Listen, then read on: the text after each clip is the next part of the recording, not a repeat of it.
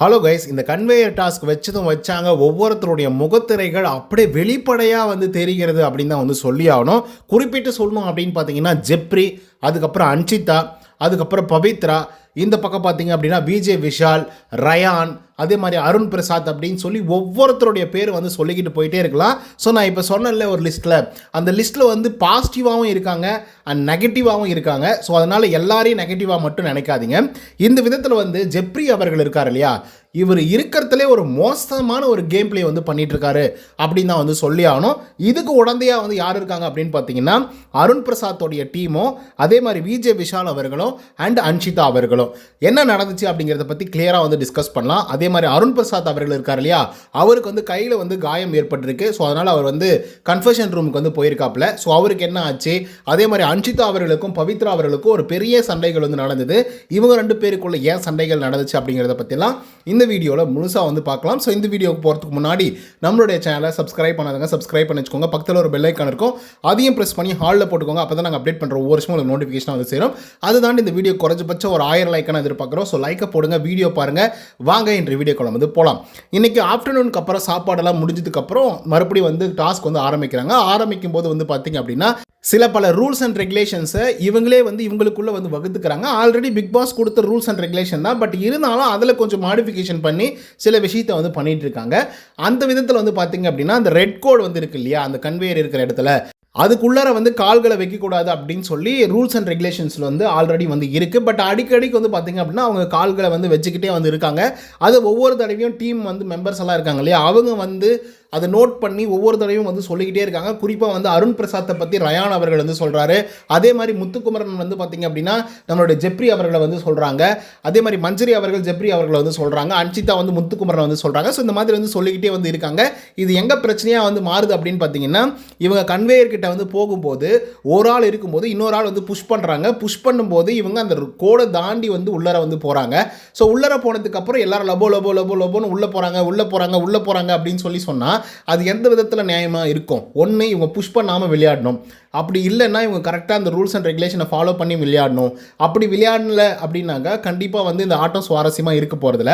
அந்த விதத்தில் அருண் பிரசாத் எப்போல்லாம் வந்து தப்பாக அந்த கோட்டை தாண்டி வந்து போகிறாரோ அப்போல்லாம் வந்து ரயான் அவர்கள் வந்து கேள்வி கேட்டுகிட்டே வந்து இருந்தாங்க. அதுக்கு எதிராக வந்து விஜய் விஷாலும் வந்து அருண் பிரசாத்துக்கு வந்து கூட்டு சேர்ந்து சில விஷயங்கள்லாம் வந்து பண்ணிட்டு இருந்தாரு. அதை பார்க்கும்போதே ஃபேவரட்டிசமாக வந்து நடந்துக்கிற மாதிரி வந்து தெரிஞ்சது விஜய் விஷாலை பொறுத்த வரலையும். ஸோ இப்போ என்ன ஆச்சு அப்படின்னு பார்த்தீங்கன்னா கன்வேயர் வந்து ஸ்டார்ட் பண்ணுறாங்க. ஸ்டார்ட் பண்ணும்போது வந்து கற்கள் வந்து வந்துட்டு இருக்கு. நம்மளுடைய ரயான் இருக்கார் இல்லையா, ரயான், ஜாக்லின், அதுக்கப்புறம் ரஞ்சித், இவங்க 3 பேரும் சேர்ந்து தான் ஒரு குரூப்பு. ஸோ அவங்க வந்து பார்த்தீங்க அப்படின்னா கல்லை வந்து எடுக்கிறாப்புல. யார்? ரஞ்சித் அவர்கள் வந்து எடுக்கிறாங்க. எடுத்து வந்து வேகமாக வந்து போடுறாப்புல ரயான் அவர்கள்கிட்ட. ஆனால் அது தடுமாறி போய் வந்து பார்த்தீங்க அப்படின்னா அருண் பிரசாத் கிட்ட வந்து விழுது. ஸோ அருண் பிரசாத் கிட்ட எப்படி விழுது அப்படின்னு பார்த்தீங்கன்னா கையில் அவர் வந்து வாங்க ட்ரை பண்ணுறாரு. வாங்கும்போது நல்ல பலமாக வந்து விழுது. ஸோ அந்த வலியை தாங்க முடியாமல் அப்படியே கீழே விழுறாரு, பிறல்றாரு, என்னென்னமோ பண்ணுறாரு. ஒட்டுமொத்த கண்டஸ்டண்ட்டு போய் என்னாச்சுன்னு வந்து கேட்குறாங்க. கல் வந்து மேலே விழுந்துருச்சு அப்படிங்கிற மாதிரி வந்து சொல்கிறாரு. அதுக்கப்புறம் ஒரு பெரிய ஃபைட்டே வந்து போயிட்டுருக்கு. குறிப்பாக வந்து விஜய் விஷால் அவர்கள்கிட்ட ரயான் அவர்கள் வந்து சொல்கிறது என்னென்னா, எங்கள் டீம் எடுத்த ஒரு கல்லை வந்து நீங்கள் எப்படி வந்து வாங்கலாம், அதுவும் அருண் பிரசாத் வந்து வாங்கியிருக்காரு அப்படிங்கிற மாதிரி வந்து சொல்லிட்டு இருக்காரு. அவர் வழியால் துடிச்சிட்டு இருக்காப்புல, யார்? அருண் பிரசாத். ஸோ அந்த இடத்துல விஜய் விஷால் வந்து என்ன ஸ்டாண்ட் எடுக்கிறார் அப்படின்னு பார்த்தீங்கன்னா, இந்த மாதிரி கல்லெல்லாம் எடுத்து போடாதீங்க. ஸோ அப்படி எடுத்து போடுறதா இருந்தால் ரொம்ப பெரிய பிரச்சனையாகும். லேடிஸ் எல்லாம் வந்து இருக்காங்க, அவங்களுக்கு அடியானா என்ன ஆகுறது? இப்போ அருண் பிரசாத்தாக இருக்கிறதையும் பரவாயில்ல, அதே லேடிஸாக இருந்தால் என்ன பண்ணுறது அப்படின்னு சொல்லி லேடிஸ் அப்படிங்கிற ஒரு வார்த்தை வந்து யூஸ் பண்ணியிருப்பாப்புல. அந்த வார்த்தையை யூஸ் பண்ணதுக்கப்புறம் ரயான் அவர்கள் பயங்கர காண்டாயிடுவார். அது என்ன, அடிப்பட்ட ஆண்களுக்கும் அடிப்படும், பெண்களுக்கும் அடிப்படும். அதை விட்டு வந்து லேடிஸ் இருக்காங்க, அவங்க இருக்காங்க, இவங்க இருக்காங்க அப்படின்னு சொல்லி சொல்கிறதெல்லாம் வந்து நம்மளால் ஏற்றுக்கவே முடியாது. அது வந்து தப்பாக சொல்கிற விஷால் அவரை பிடிச்சி கிளின்னு வந்து கிழிச்சிட்டு இருந்தார். விஜய் விஷால் வந்து எவ்வளோ தூரம் முட்டு கொடுக்க முடியுமோ அவ்வளோ தூரம் வந்து முட்டு கொடுத்துட்டே இருந்தார். ஏன்னா அவங்களுடைய டீமோடைய கற்களை அந்த டீம் ஆட்கள் தான் வாங்கணும் அப்படிங்கிறது தான் ரூல்ஸு. கோட்டையை கட்டினதுக்கு அப்புறம் வேணால் அங்கேருந்து எடுத்துகிட்டு போகலாம் அப்படின்றதான் ரூல்ஸு. ஸோ ரஞ்சித் அவர்கள் கொடுத்ததை வந்து அருண் பிரசாத் எப்படி வாங்கலாம் அப்படின்னு சொல்லி ரயான் அவர்கள் கேள்வி கேட்குறாங்க. அதுக்கு விஜய் விஷால் அவர்கள் வந்து அதுக்கு பதில் சொல்லாமல் அவர் வேற ஒரு விஷயத்துக்கு வந்து பதில் சொல்லி, இந்த மாதிரி கற்களை வந்து போடாதீங்க, போட்டிங்க அப்படின்னா லேடிஸ் எல்லாம் இருக்காங்க அப்படின்னு வந்து சொல்லும்போது, லேடிஸுக்கு மட்டும் தான் அடிப்படுமா, ஜென்ஸுக்கும் தாண்டா அடிப்படும், அப்படி போடாதுன்னா போடாதுன்னு சொல்லிடு, லேடிஸ் இருக்காங்க அதனால் போடாதீங்க அப்படின்னு சொன்னால் அது வந்து தப்பாயிடும், அதெல்லாம் வேணாம் அப்படின்னு சொல்லி ரயான் அவர்கள் ஒரு பக்கம் வந்து பேசிகிட்டே வந்து இருந்துட்டு இருக்காரு. விஜய் விஷால் அதுக்கு ஒரு விளக்கத்தை வந்து கொடுத்தாரு. கடைசியாக வந்து பார்த்தீங்கன்னா 2 பேருக்கு முட்டிக்கிட்டு வந்து நின்றுட்டு இருக்கு.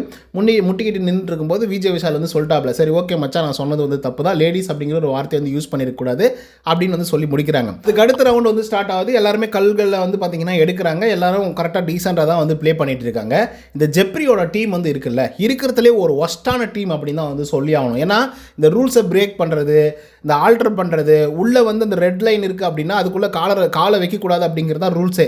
ஆனால் இவங்க காலை வந்து உள்ளர வச்சு வந்து அந்த கல்லை வந்து எடுக்கிறது, மற்றவங்கள போய் பிடுங்கிறது, இந்த மாதிரி நிறைய விஷயங்கள் வந்து பார்த்திங்க அப்படின்னா தொடர்ந்து நேத்திக்கிலிருந்தே இன்றைக்கி வரைக்கும் வந்து பண்ணிட்டு தான் வந்து இருக்காங்க. குறிப்பாக இன்றைக்கி என்ன பிரச்சனை ஆகிடுச்சு அப்படின்னு பார்த்தீங்கன்னா, இவங்க கோட்டையெல்லாம் கட்டுறாங்க. கோட்டையை கட்டும்போது அது வந்து சாயாமல் கட்டணும், சரியாமல் வந்து கட்டணும் அப்படிங்கிறதா ரூல்ஸ் அண்ட் ரெகுலேஷன். அண்ட் மற்ற ஆட்கள் கிட்டேருந்து இதை காப்பாற்றணும் கற்களை. இவங்க என்ன பண்ணுறாங்க அப்படின்னா, கோட்டையை கட்டுறோம் அப்படிங்கிற பேரில் வந்து சுற்றி வந்து பார்த்திங்க அப்படின்னா ஒரு கல் மேலே ஒரு கல், ஒரு கல் மேலே ஒரு கல் அப்படின்னு சொல்லி எல்லா டீமும் அந்த மாதிரி தான் அடிக்கிட்டு இருக்காங்க.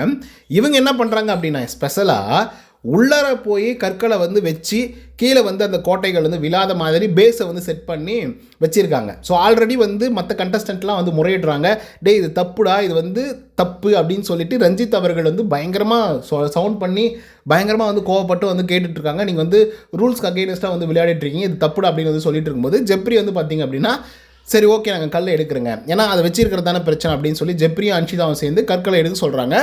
இவங்க சொன்னது, இவங்க நினச்சது வந்து ஒரு கல் தான், ஒரு கல்லை தான் உள்ளர வச்சுருக்காங்க அப்படின்னு சொல்லி அந்த பேஸ் மட்டத்துக்கு. ஆனால் இவங்க பார்த்தீங்க அப்படின்னா கிட்டத்தட்ட ஒரு 4 கல் வந்து உள்ளேருந்து எடுத்துக்கிட்டே வந்து இருக்காங்க. இப்போது தப்பு வந்து இவங்க பண்ணிட்டாங்க, இதை எல்லா கண்டஸ்டண்ட்டும் கண்டுபிடிச்சிட்டாங்க, எல்லாரும் கேள்வியும் கேட்குறாங்க. அப்போ தப்பு பண்ண நீங்கள் என்ன பண்ணணும், அதை அக்செப்ட் பண்ணணும். சரி ஓகே, இதுக்கப்புறம் நான் அந்த மாதிரி வந்து பண்ண மாட்டேன் அப்படின்னு வந்து சொல்லணும். இல்லைனா அவங்க என்ன திட்டுறாங்களோ அதை வாங்கிக்கணும். இவங்க என்ன பண்ணுறாங்க அப்படின்னா பயங்கர டிஃபென்சிவாக வந்து பேசுகிறாங்க. இப்போ என்ன சார், என்ன சார் உங்களுக்கு பிரச்சனை, நான் தான் வந்து எடுத்து வச்சுட்டேன்ல, நீங்கள் சொன்னீங்க நான் எடுத்து வச்சுட்டேன்ல, அவ்வளோதானே, முடிஞ்சு போச்சு, நீங்கள் எதுக்கு சார் தேவையில்லாமல் பேசிக்கிட்டே இருக்கீங்கன்னு சொல்லிட்டு ஜெப்ரி ஒரு பக்கம் வந்து எகறான், இன்னொரு பக்கம் அன்ஷிதா வந்து அது பாட்டுக்கு வந்து எகுறது. இப்போ என்ன உங்களுக்கு பிரச்சனை, ஒரு கல் இருக்குதுன்னு சொன்னோம், எக்ஸ்ட்ராவாக இருந்துச்சு, நான் எடுத்து வச்சுட்டேன், இப்போ என்ன உங்களுக்கு பிரச்சனை அப்படின்னு சொல்லி அந்த அன்ஷிதா மூச்சு வாங்கிட்டே வந்து பேசுவாங்க. அந்த மாதிரி வந்து கத்திக்கிட்டே இருக்குது. ஜாக்லின் ஒரு பக்கம் வந்து கேள்வி கேட்குறாங்க, ரயான் ஒரு பக்கம் வந்து கேள்வி கேட்குறாரு, ரஞ்சித் ஒரு பக்கம் கேள்வி கேட்குறாங்க. அப்படின்னா இவங்க அதை அக்செப்டும் பண்ணிக்க மாட்டேங்கிறாங்க. இப்போ என்ன பண்ணிட்டோம், எடுத்து வச்சிட்டோம், என்னப்போ அப்படின்னா என்ன அர்த்தம், அது தப்பு பண்ணக்கூடாது, இதான் ரூல்ஸ் அண்ட் ரெகுலேஷன் அப்படின்னு சொல்லி எல்லாருக்குமே வந்து சொல்லியிருக்குது. ஸோ அப்படி இருக்கும்போது நீங்கள் இஷ்டத்துக்கு வந்து தப்பை பண்ணிவிட்டு அதுக்கப்புறம் மறுபடியும் வந்து நீங்கள் வந்து இந்த மாதிரி ரொம்ப எகத்தாளமாக வந்து பேசினா அதை எப்படி ஏற்றுக்க முடியும் அப்படின்னு சொல்லி ஜாக்லின் வந்து ஒரு பக்கம் வந்து கேட்டுட்ருக்காங்க. இதுக்கு இடையில் வந்து பார்த்தீங்கன்னா விஜய் விஷால் அவர்கள் வந்து அன்ஷிதாவை அடக்கும்போது வந்து அன்ஷியும் ஸ்லோவாக வந்து பேசுகிறாரு. அதே ஜாக்லினை வந்து பேசும்போது மட்டும் பயங்கர ரூடாக ரஃப்பாக வந்து ஜாக்லின் அமைதியாக இரு அப்படின்ற லெவலுக்கு வந்து பேசுகிறாரு, கத்தி பேசுகிறாப்புல. ஜாக்லினால் அதை ஏற்றுக்கவே முடியல. அது என்னடா அன்ஷிதானா மட்டும் நீ அமைதியாக பொறுமையாக நிதானமாக சாஃப்ட் வாய்ஸ் வந்து பேசுகிறேன், அதே நான் அப்படின்னா மட்டும் அப்படியே கத்தி வந்து பேசிகிட்டு இருக்கேன் அப்படின்னு சொன்னோடனே விஜய் விஷாலுக்கு இன்னும் எகிருது. ஏன்னா நாங்கள் சொல்லிக்கிட்டே இருக்கேன், நீங்கள் இஷ்டத்துக்கு வந்து பேசிக்கிட்டே இருக்கிறீங்க, நான் வந்து சொன்னனா இல்லையா, அன்ஷிதான் கத்தன்னா இல்லையா அப்படின்னு சொல்லி முத்துக்குமரன் கிட்ட போய் கேட்டால் முத்துக்குமரன் வந்து மச்சான் சத்தியமாக கேட்கல மச்சான், நீ வந்து இவங்கள பார்த்து மட்டும்தான் மச்சான் கத்தனை, அவங்கள பார்த்து சாஃப்டாக தான் மச்சான் பேசினேன் அப்படின்னு சொன்னோடனே அவனுக்கு என்ன சொல்கிறதுனே தெரியல, அப்படியே புசுக்குன்னு ஆகிப்போச்சு.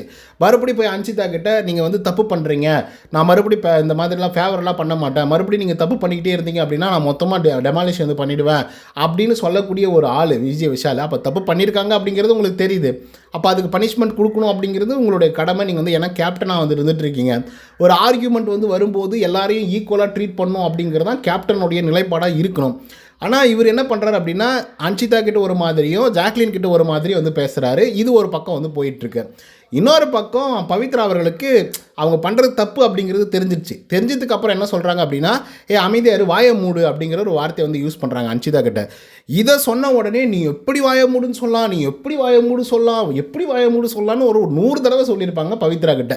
பவித்ரா ஒரு பக்கம் டென்ஷன் ஆகி அவங்க ஒரு பக்கம் கத்துறாங்க, ஏதோ தெரியாமல் சொல்லிட்டு விடுமா, அமைதியாக இருமா அப்படின்னு சொன்னால் அவங்க அடங்கவே மாட்டேங்கிறாங்க. ஜெப்ரி ஒரு பக்கம் வந்து அடக்கிறாப்புல, அப்பயும் அடங்க மாட்டேங்கிறாங்க. விஜய் விஷால் வந்து சொல்கிறாரு, அப்பயும் அடங்க மாட்டேங்கிறாங்க. அப்போ பவித்ராவை பிடிச்சி கத்துறாரு யார், விஜய் விஷால். பவித்ரா சொல்கிற பேச்சு நீ கேட்கவே மாட்டியா, நான் இங்கே ஒரு கேப்டன் வந்து பேசிகிட்டு இருக்கல, மரியாதையே இல்லையா அப்படின்னு சொல்லி பவித்ராவை பிடிச்சி கத்துறாப்புல. ஆனால் அன்ஷிதா கிட்ட அன்ஷிதா அமைதியார், அன்ஷிதா பேசாத, அன்ஷிதா அமைதியாருங்க அன்ஷிதா அப்படின்னு சொல்லி அன்ஷிதா கிட்ட மறுபடியும் வந்து பயங்கர சாஃப்ட் டோனில் வந்து பேசுகிறாங்க. உடனே ஜாக்லின் வந்து மறுபடியும் வந்து முறையிடுறாங்க. இப்போ பாருங்கள், பவித்ரா கிட்ட வந்து நீங்கள் வந்து ரொம்ப ரஃபாக வந்து பேசுகிறீங்க, ஆனால் அன்ஷிதா கிட்ட அவ்வளோ அமைதியாக வந்து பேசிகிட்டு இருக்கீங்க, இதெல்லாம் எந்த விதத்தில் இங்கே நியாயம் அப்படின்னு சொல்லி அவங்க ஒரு பக்கம் மறுபடியும் வந்து இதை கிளப்புறாங்க. உடனே விஜய் விஷால் வந்து அந்த பிரச்சனையை வந்து கன்சோல் பண்ணுறாரு. இந்த மாதிரி நீங்கள் பண்ணீங்க அப்படின்னா டிஸ்குவாலிஃபை ஆகிடுவீங்க, டெமாலிஷ் ஆகிடும், பார்த்து வந்து விளையாடுங்க, இதுக்கப்புறம் கனிவு பரிவு இதெல்லாம் பார்க்க மாட்டா அப்படின்றதையும் டேரெக்டாக வந்து சொல்லிடுறாப்புல. அதுக்கப்புறம் ஜாக்லின் கிட்டேயும் வந்து பார்த்திங்கன்னா இதை பற்றி எக்ஸ்ப்ளனேஷன் வந்து கொடுக்குறாங்க. அண்ட் ஒட்டுமொத்த பேர்கிட்டையும் வந்து பார்த்திங்க அப்படின்னா நான் ஒரு வேளை பார்ஷியாலிட்டியாக நடந்திருந்தேன் அப்படின்னா சாரி அப்படின்னு வந்து சொல்லி அந்த பிரச்சனைக்கு வந்து ஒரு சொல்யூஷனை வந்து கொண்டு வந்தார் விஜய் விஷால்.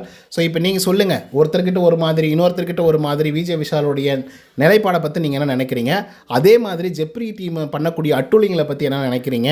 அதே மாதிரி அன்ஷிதா அவர்கள் இது செஞ்சது தப்பு தான் தெரிஞ்சதுக்கப்புறமும் அவ்வளோ தூரம் வாய்ஸ் அவுட் பண்ணி ஒட்டுமொத்த பேரையும் எதிர்த்து நின்று கேள்வி கேட்குறது, அப்படியே சண்டை போடுறது அப்படிங்கிறத பற்றி உங்களோட நிலைப்பாடு என்ன அப்படிங்கிறத கமெண்ட்ஸில் வந்து பதிவு பண்ணுங்கள். இந்த வீடியோ உங்களுக்கு வந்து பிடிச்சிருக்குன்னு நினைக்கிறேன். இதே மாதிரி பிக் பாஸோட அப்டேட்ஸ்லாம் நீங்கள் தெரிஞ்சுக்கணும் அப்படின்னு நினச்சிங்கன்னா நம்மளுடைய சிறப்பு மீடியா 2.0 அப்படிங்கிற சேனலை சப்ஸ்கிரைப் பண்ணாதுங்க, சப்ஸ்கிரைப் பண்ணி வச்சுக்கோங்க. நன்றி, வணக்கம்.